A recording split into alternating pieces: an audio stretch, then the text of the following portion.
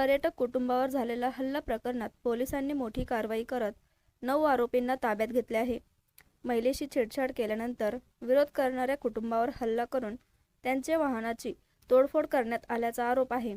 या घटनेने राज्यभरात संताप व्यक्त होत असून पोलिसांकडून पुढील तपास सुरू आहे.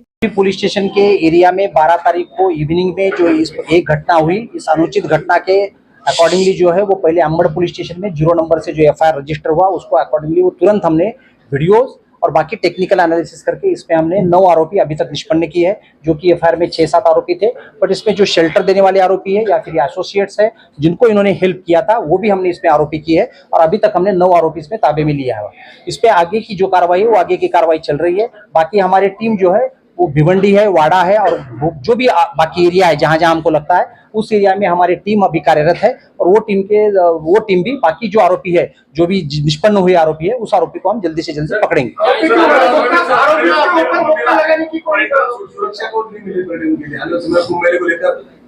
पर्यटन को सुरक्षा ऑलरेडी दी हुई है, पर्यटन के वहां पे बंदोबस्त भी था, वो लोग भी वहां पे पुलिस को मिले। बस इस घटना में जो है ये घटना कुछ 7-8 किलोमीटर दूर जाके जहां पे कोई मोबाइल लोकेशन नहीं आ रहा था उस पॉइंट पे हुई है। और जो दूसरा पॉइंट है इसमें मौका के अकॉर्डिंगली जो हम कार्रवाई करने वाले हैं या फिर जो है उसके पूरे सेक्शंस देखे जाएंगे और देखने के बाद जो है अभी तो स्ट्रिंडेंट सेक्शन लगा है वो भी हम उसकी कार्रवाई आगे करेंगे।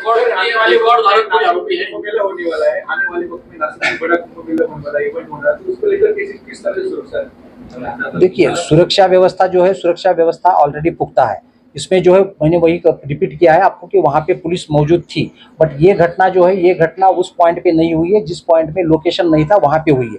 बट ये अकॉर्डिंगली कुंभ मेला और बाकी सब चीजें देखते हुए वहां पे लोकल पुलिस स्टेशन हमेशा रहेगा। हम और पुलिस वहां पे बढ़ाएंगे, जहां पे भी हमारे पर्यटन के विभाग है वहां पे पुलिस रहेगी, नाकाबंदी रहेगी और वहां पे जो है मोबाइल हमारी वैन हमेशा रहेगी। सीनियर ऑफिसर वहां पे हमेशा विजिट करते रहेंगे और उस अकॉर्डिंगली हम काम करेंगे। एक इसमें मैंने ऑलरेडी बताया कि एक आरोपी रिकॉर्ड का है, बाकी किसी के ऊपर अभी तक हमने कोई ऑफेंस नहीं दिखाई दिया है, बट वो आरोपी को भी हम पकड़ेंगे।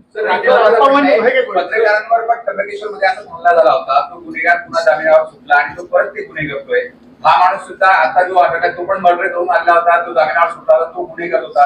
एका पोलीस हवालदारावर पण त्याने 8 दिवसापूर्वी गुन्हा केला होता, गाडी घातली होती असं समजतंय।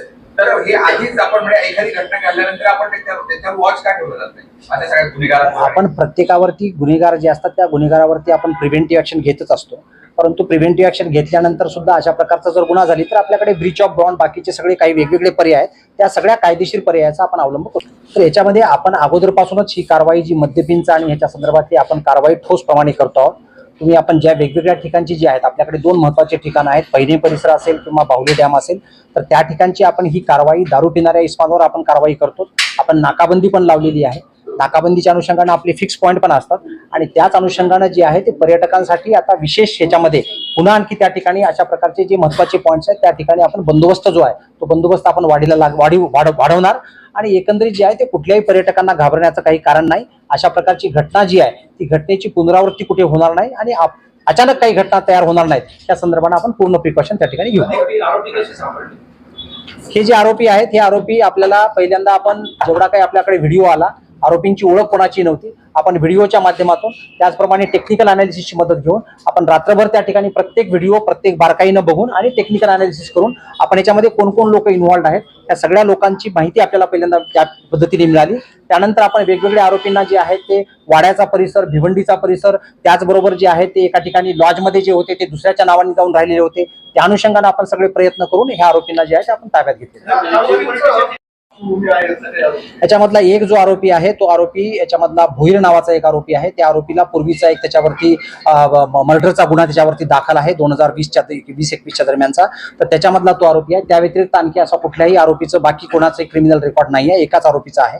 तर त्या अनुषंगाने जो आरोपी आहेत ह्या सगळ्या आरोपीच्या अनुषंगाने आपण खात्री केलेली आहे आणि त्या अनुषंगाने आपण याच्यामध्ये अतिशय कडक कलम लावून महिलांच्या कुठल्याही प्रकारचं, त्याचबरोबर पर्यटनावरती असा प्रकारचा कुठलाही परिणाम होणार नाही, त्याचबरोबर एकंदरीत ह्या अनुषंगाने आपण अतिशय कडक कारवाई जी आहे ती कडक कारवाई आपण करत आहोत। पर्यटन स्थळावर यापूर्वी प्रिकॉशन घ्यावी यापूर्वी आपण काही आदेश काढलेले आहे, पण या अनुषंगाने जो कालची घटना घडलेली आहे याची घटनेच्या पार्श्वभूमीवर तुम्ही काही यापूर्वी दक्षता घेतली होती? आपण म्हणताय ते एकदम बरोबर आहे की आपण जर कंप्लेंटशी आपण जर बोललो तर तेव्हा ते सुद्धा त्या ठिकाणी लोकल पोलीस स्टेशनला त्या ठिकाणी पहिल्यांदा ज्या ठिकाणी आपण चौकी आहे त्याचबरोबर आपला बंदोबस्त पॉईंट आहे ज्या ठिकाणी एक्झॅक्ट धबधबाणी आहे अशा प्रकारचा आपल्या वेगवेगळ्या परिसरामध्ये आपण अशा प्रकारचा बंदोबस्त लावतो. त्या दिवशी पण पोलीस होते, त्या दिवशी पण पोलिसांना भेटले, पण पहिल्यांदा वादावादीचं ठिकाण त्या ठिकाणी झालं होतं आणि नंतरचं जे पर्यावसन आहे 7 ते 8 किलोमीटर पुढे गेल्यानंतर ज्या ठिकाणी रस्ता आहे त्या ठिकाणून तो ऍक्च्युली या ठिकाणी भांडणाला जी काच फोडणे आणि गाडीवरती हल्ला करणे आणि त्यांच्यावरती हमला करणे हा जो प्रकार आहे 7-8 किलोमीटर पुढचा आहे त्याच्यामुळे जो आहे तो त्यामुळे नंतर मग त्याच्यामध्ये तशा प्रकारची फिर्याद झाली. पण आपण म्हटल्याप्रमाणे बंदोबस्त जो आहे तो आपण अशा प्रकारचा पर्यटनाच्या ठिकाणचा बंदोबस्त जो आहे तो नेहमी आपण त्या ठिकाणी लावतो. सुरुवात कशी झाली होती सर? आता हे जे आहे ते ज्या काही सिरियस आपण सेक्शन्स लावलेले आहेत ते त्यासाठीच लावलेले आहेत की जेणेकरून याच्यामध्ये भविष्यामध्ये आणखी काही स्ट्रिक्ट ऍक्शन जी आहे ती स्ट्रिक्ट ऍक्शन आपल्याला कशा पद्धतीने घेता येईल तर त्या पूर्ण प्रक्रियाची छाननी करून आपण त्या पद्धतीने पुढे याच्यात आणखी कारवाई करू. व्हिडिओ मधला जो एक आरोपी आहे तो एक आरोपी अद्याप आपल्याला भेटलेला नाही, परंतु याच्यामधले जे गाडीवर चढणारा आहे त्याचबरोबर दगड फेकणारा आहे आणि स्टिकनी मारणारा जे इतर आरोपी आहेत अशा प्रकारचे 4 वेगळे आरोपी आपल्याला भेटलेले आहेत. जो एक आरोपी आहे जो त्याच्यामधला जो सांगितला की जो त्याच्यातला एक आरोपी भिवंडी वाडा परिसरामध्ये तो अद्याप आपल्याला भेटलेला नाही. त्या दृष्टीने आपल्या टीम जी आहे त्या सगळ्या त्या भागामध्ये आपल्या टीम आहे. गुन्ह्यापर्यंत त्यांचा पाठलाग झाला, गुन्ह्यापर्यंत पाठलाग झाला, हल्ले होत होते, महामार्गावर हा सगळा प्रकार घडत होता. आपल्या ग्रामीण पोलिसांची एकही टीम त्यांना इंटरसेप्ट करू शकली नाही तिथे एवढ्या 30-40च्या. नाही पुन्हा आपल्याला सांगतो की आपल्याला जे आहे ते आपल्याला ज्या वेळेला फोन आला त्यावेळेस त्यांनी तो पास केलेला होता पिरियड आणि त्यांचा जो फोन झाला तो फोन 18:32 फोन आहे तेव्हा ते पास केलेले होते आणि तेव्हा आपण जेव्हा त्यांना संपर्क केला तेव्हा ते आपल्या संपर्कापासून ते म्हटले की आम्ही पुढच्या पोलीस स्टेशन पुणे शहरामध्ये आम्ही पास झालेलो आहे.